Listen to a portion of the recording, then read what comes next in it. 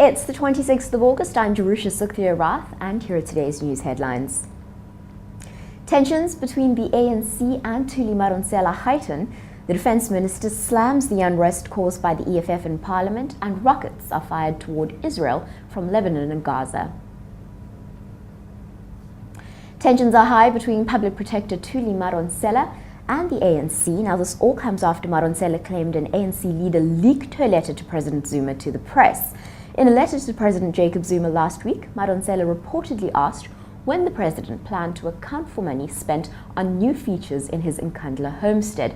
Now, of course, those features were not related to security and include a swimming pool, a cattle kraal, an amphitheatre and a visitors centre.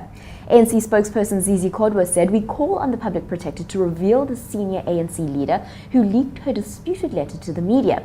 He goes on to say her failure to do so can only confirm our fears that her office is responsible for these confidence-eroding leakages.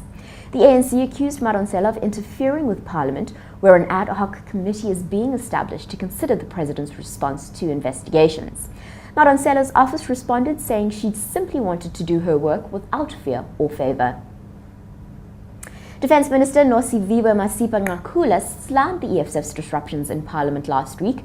Now, members of the Economic Freedom Fighters disrupted proceedings in the National Assembly on Thursday while President Jacob Zuma was answering questions. Masipa-Nqakula reasserted the Speaker of the House's authority in Parliament and warned that disruptive MPs are liable for arrest, although she did stress this was a last resort. Speaker Baleka Mbete instructed EFF leader Julius Malema and his fellow MPs to leave the House last week.